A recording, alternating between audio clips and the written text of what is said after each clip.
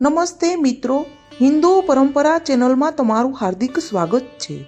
આવતીકાલે મકર સંક્રાંતિ એટલે કે ઉત્તરાયણ. ઉત્તરાયણનું હિન્દુ ધર્મમાં ખૂબ જ મહત્વ છે. હિન્દુ ધર્મમાં એક માસને બે ભાગમાં વહેંચવામાં આવ્યો છે. એક છે સુદ પક્ષ અને બીજો છે વદ પક્ષ.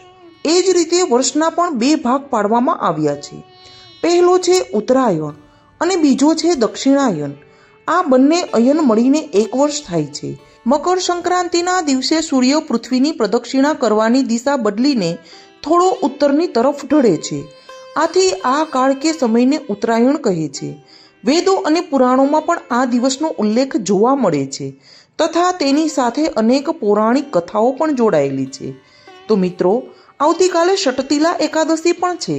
તો પહેલા આપણે ઉત્તરાયણની સાથે જોડાયેલી કેટલીક કથાઓ જોઈએ. ત્યાર પછી ષટતિલા એકાદશીની કથા જોઈશું.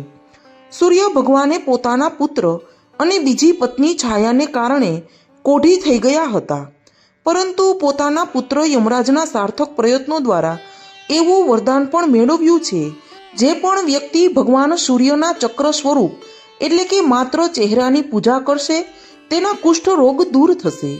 એક સમયે ધન, સોના ચાંદી, ઝવેરાતથી ભરેલું રહેનાર ઘર હવે ધન રહિત થઈ ગયું હતું. પછી ઘણો સમય વીત્યા પછી પુત્રમોહ તથા યમરાજના ઘણા સમજાવવાથી ભગવાન સૂર્ય પોતાની પત્ની છાયાના ઘેર પહોંચ્યા. ત્યારે તેમની પૂજા અર્ચના કરી વાત્સલ્ય પ્રેમથી ભગવાને જણાવ્યું કે મારા શાપ અને કિરણોને કારણે તમારું ઘર નિર્ધન થઈ ગયું છે. તે હંમેશા ધનથી સંપન્ન રહેશે. નિર્ધનતાને કારણે છાયાના અને પુત્ર શનિએ ભગવાન સૂર્યની પૂજા માત્ર તલ દ્વારા કરી હતી, કારણ કે નિર્ધનતાને કારણે તેમની પાસે કોઈ પણ પ્રકારનું અનાજ કે બીજી કોઈ વસ્તુ ન હતી. શનિ અને છાયાના રંગને કારણે તે તલનો રંગ પણ કાળો થઈ ગયો. આથી ભગવાન સૂર્યએ વરદાન આપ્યું કે જે પણ વ્યક્તિ આ દિવસે તલથી મારી પૂજા કરશે તેને દૈહિક, વૈદિક તથા ભૌતિક કષ્ટ કે આપત્તિ ક્યારેય નહીં આવે. સંક્રાંતિ કાળના મુખ્ય 3 દેવતા છે. પહેલા છે ભગવાન સૂર્ય, બીજા છે શિવજી અને ત્રીજા છે ધન રાશિના સ્વામી દેવોના ગુરુ બૃહસ્પતિ. લક્ષ્મી પ્રાપ્તિ માટે તથા રોગોના નાશ માટે ભગવાન સૂર્ય, વિપત્તિઓ તથા શત્રુના નાશ માટે ભગવાન શિવ છે. મકર સંક્રાંતિના દિવસે જ ગંગાજી રાજા ભગીરથની પાછળ પાછળ ચાલીને કપિલ મુનિના આશ્રમમાં થઈને સાગરમાં જઈ મળ્યા. આથી આ દિવસે ગંગા સ્નાનનું પણ મહત્વ છે. મહાભારત કાળમાં અર્જુનના બાણોથી વિંધાઈને બાણશૈયા પર દેહ ત્યાગવા માટે ભીષ્મ પિતામહે મકર સંક્રાંતિના દિવસની જ પસંદગી કરી હતી.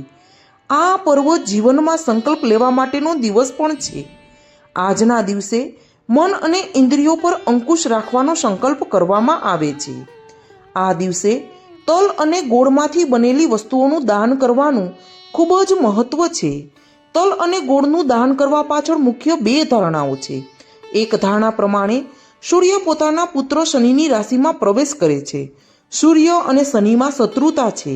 આથી શનિદેવ સંબંધી વસ્તુઓનું દાન આ દિવસે કરવામાં આવે છે. બીજી ધારણા મુજબ તલ અને ગોળ આયુર્વેદ અને સ્વાસ્થ્યની દ્રષ્ટિએ ખૂબ જ ગુણકારી છે.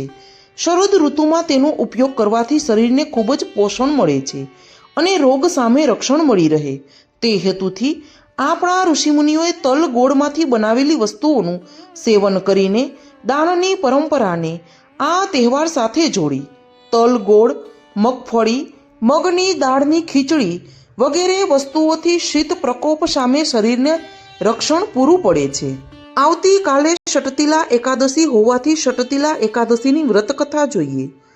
શ્રી કૃષ્ણ ભગવાને નારદ મુનિને કહેલી વ્રતકથા સાંભળીએ. પહેલાના સમયમાં એક બ્રાહ્મણી રહેતી હતી. તે ચુસ્ત રીતે બ્રહ્મચર્ય વ્રતનું પાલન કરતી, ભગવાનની ભક્તિ કરતી. આ રીતે ભગવાનની ભક્તિ કરતાં કરતાં જુદા જુદા વ્રત કરતી. ધીરે ધીરે તે શારીરિક રીતે અશક્ત અને સ્થૂળ બનતી ગઈ. તે ગરીબ બ્રાહ્મણો અને કુમારી કન્યાઓને દાન આપતી, પરંતુ તેણીએ કોઈ દેવતાઓ અને બ્રાહ્મણોને ધાન્યનું દાન ન આપ્યું અને કૃપા મેળવી નહીં. તે બ્રાહ્મણી જુદા જુદા કઠિન વ્રત કરવાથી શારીરિક રીતે નબળી પડી હતી, પરંતુ તે પવિત્ર આત્મા હોવાથી શ્રી કૃષ્ણ ભગવાને કહ્યું કે મેં તેમનો સ્વીકાર કર્યો. ઉપરાંત તેણીએ ભૂખ્યા લોકોને પણ ધાન્યનું દાન કર્યું નહીં. હે શ્રેષ્ઠ બ્રાહ્મણ, મેં બ્રાહ્મણીની પરીક્ષા કરવા આ નાશવંત જગતમાં ભિખારી બ્રાહ્મણનો વેશ ધારણ કર્યો. હું એક ભિક્ષા પાત્ર લઈ તે બ્રાહ્મણીને ઘેર ભિક્ષા માંગવા ગયો. બ્રાહ્મણીએ કહ્યું કે ઓ બ્રાહ્મણ, તમે કૃપા કરીને મને સાચું કહો કે તમે ક્યાંથી આવો છો. મેં ન સાંભળ્યું તેનો ઢોંગ કરી અને ફરીથી ભિક્ષા માંગવાનું ચાલુ રાખ્યું. તે ગુસ્સે થઈ અને મુઠ્ઠીભર માટી લઈને મારા ભિક્ષા પાત્રમાં તેમને મૂકી. ત્યાર પછી હું મારા રહેઠાણે પરત આવ્યો. કઠિન વ્રત તપથી સંન્યાસી થયેલી તે બ્રાહ્મણી પણ ઘેર આવી. તે બ્રાહ્મણીનું ઘર સુંદર હતું, પરંતુ ઘરમાં ધાન્ય કે ધન ન હોવાથી તેણીએ દાનમાં માટી આપી હતી. હે બ્રાહ્મણ, તે દાનમાં કંઈક વસ્તુ આપવા જ ઘરમાં ગઈ હતી, પરંતુ દ્રવ્ય ન હોવાથી તે બેચેન બની ગઈ. ત્યાર પછી તે ગુસ્સામાં મારી પાસે આવી અને કહ્યું કે હે જનાર્દન, હું આટલી આકરી તપસ્યા કરું છું, વ્રત કરું છું અને વિષ્ણુની ભક્તિ કરું છું, છતાં શા માટે હું દ્રવ્ય અને ધાન્ય વગરની છું? પછી મેં કહ્યું, હે બ્રાહ્મણી, તું ભૌતિક જગતમાંથી અહીંયા આવી છે. હવે કૃપા કરીને તારા ઘેર પાછી જા. દેવતાઓની પત્નીઓ જિજ્ઞાસાથી તારા દર્શન કરવા તારે ઘેર આવશે. ત્યારે તારે એને ષટતિલા એકાદશીના મહાત્મ્ય વિશે પૂછવાનું અને કહેવાનું કે જ્યાં સુધી નહીં કહો ત્યાં સુધી હું મારા બારણા નહીં ખોલું. આ કથન સાંભળ્યા પછી બ્રાહ્મણી પોતાના ઘેર પરત ગઈ. એક દિવસે બ્રાહ્મણી અંદરથી બારણું બંધ કરી રૂમમાં બેઠી હતી. ત્યારે દેવતાઓની કેટલીક પત્નીઓ આવી અને કહ્યું કે હે સુંદરી, અમે અહીંયા દર્શન માટે આવ્યા છીએ, મહેરબાની કરીને બારણું ખોલો. બ્રાહ્મણીએ અંદરથી જવાબ આપ્યો કે તમારે મારા દર્શન કરવા હોય તો કૃપા કરીને મને ષટતિલા એકાદશીનું વ્રતનું મહાત્મ્ય, તેનો મહિમા અને પવિત્રતા વિશે કહો. ત્યાર પછી જ હું બારણું ખોલીશ. ત્યાર પછી દેવતાઓની એક પત્નીએ આ એકાદશીના મહાત્મ્યની વાત સંભળાવી. વાર્તા સાંભળ્યા પછી બ્રાહ્મણીને સંતોષ થયો. તેણીએ બારણું ખોલ્યું. દેવતાઓની પત્નીઓ તેના દર્શન કરી રાજી થઈ. આ બ્રાહ્મણીએ દેવીઓની સૂચના પ્રમાણે ષટતિલા એકાદશીનું વ્રત કર્યું. ત્યાર પછી તે સૌંદર્યવાન અને ધાન્ય, સંપત્તિ અને સુવર્ણથી સમૃદ્ધિવાન બની.